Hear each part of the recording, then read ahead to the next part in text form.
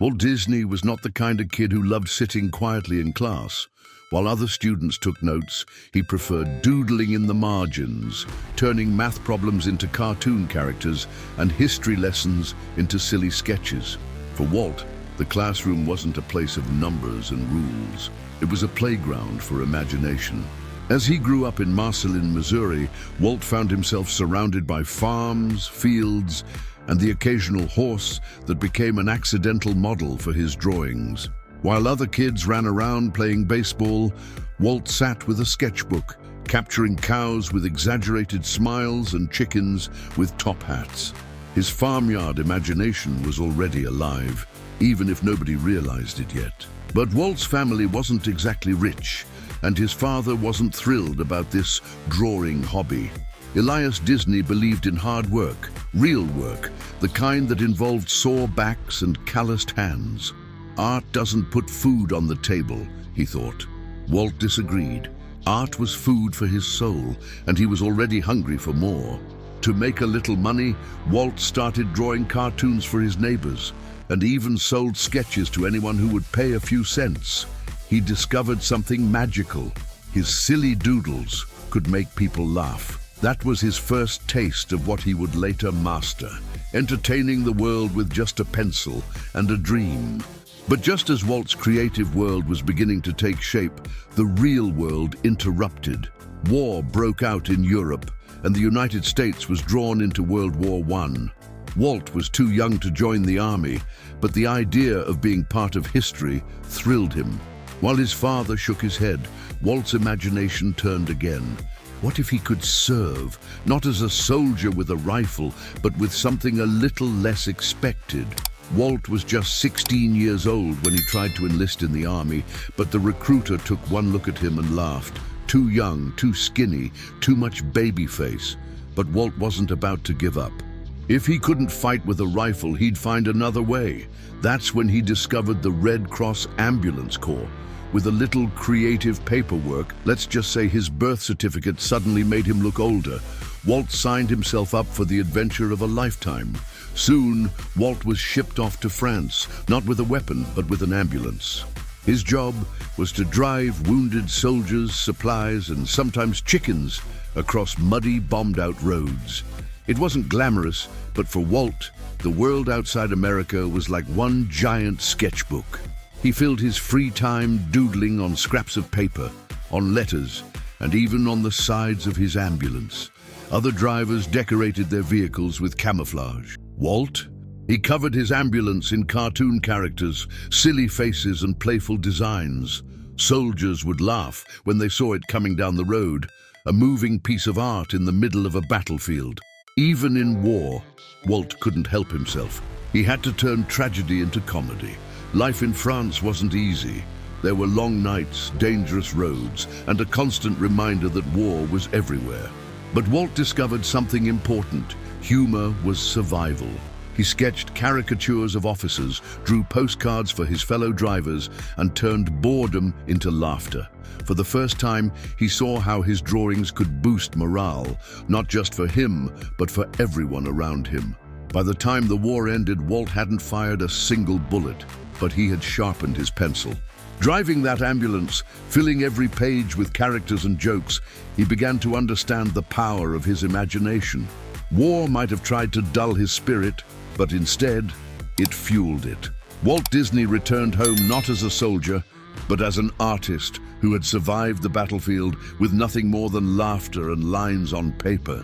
Back in America, Walt carried more than just memories of France. He carried a sketchbook bursting with ideas. He was certain the world was ready for his cartoons. The only problem? The world wasn't exactly lining up to pay for them. Studios in Kansas City barely looked at his drawings. Editors shrugged. His father still muttered about real jobs. Walt had survived war, but now he was fighting a new battle, proving that drawing could actually be a career. To survive, Walt took any job that involved a pencil. He worked at a commercial art studio, creating ads for local businesses. Instead of cartoons, he was sketching shoe sales and toothpaste promotions. Not exactly Mickey Mouse material, but it paid the bills. Walt didn't mind. He knew every line, every doodle was sharpening his craft. And besides, even toothpaste could look funny if you gave it eyes and a smile. But Walt wanted more than toothpaste ads. He teamed up with a friend, Ubi Verks, another young dreamer who believed cartoons could be more than silly drawings in newspapers.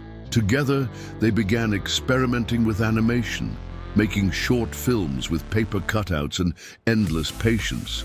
It wasn't glamorous work. They spent nights cranking cameras by hand, but they were inventing something that felt brand new. Of course, money was always a problem. Walt's first company, Laugh-O-Gram Studio, was full of creativity but empty in the wallet. They made clever little cartoons, but the business side was a disaster. Soon, creditors were knocking at the door, and Walt was left with nothing but a suitcase, a few dollars, and one ambitious idea: Hollywood. With a one-way ticket and a stubborn belief that his future was somewhere between movies and magic, Walt boarded a train to California. He wasn't rich, he wasn't famous, and most people thought he was crazy. But as the train rolled west, Walt carried with him something far more valuable than money: the unshakable idea that imagination could change the world. When Walt arrived in Hollywood, he didn't exactly look like a future mogul.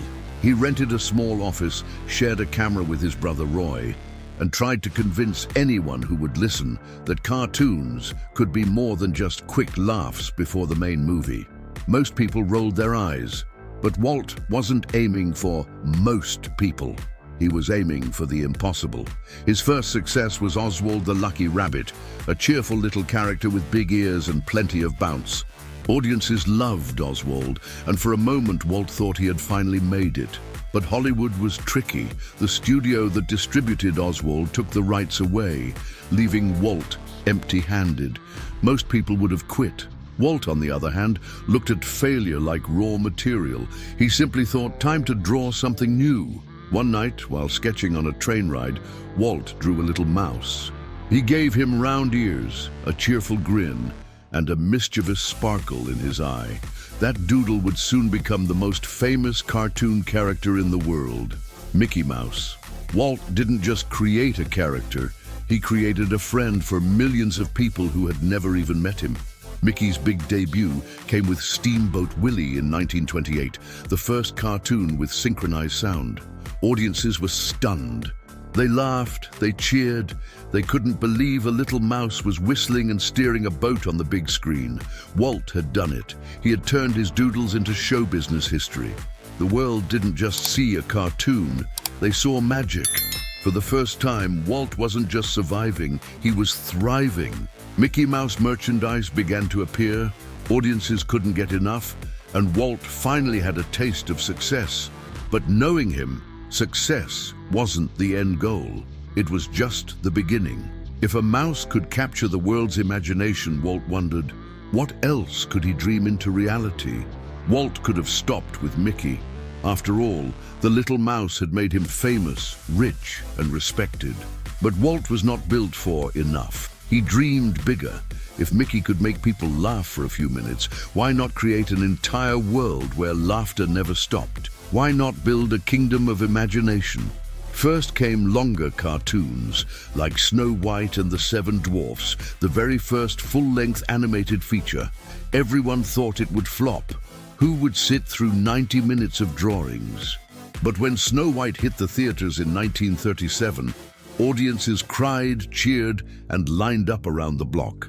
Walt had taken a fairy tale and turned it into movie history. But Walt's greatest dream wasn't just on the screen. He wanted people to step inside his imagination. So in 1955, Disneyland opened its gates. Families walked through castles, rode flying elephants, and shook hands with characters who had once only lived on paper.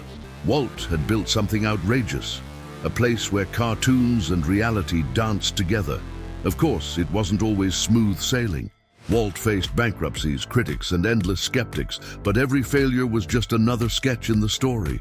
From ambulance doodles in France to castles in California, Walt had turned setbacks into stepping stones. His secret wasn't luck. it was stubborn imagination. By the time Walt Disney passed away in 1966, he had transformed entertainment forever. His legacy wasn't just Mickey, movies, or theme parks. It was proof that a skinny kid who once drove an ambulance could create worlds of wonder. Walt's story reminds us that imagination can be a weapon, a shield, and most of all, a bridge to dreams we didn't know were possible.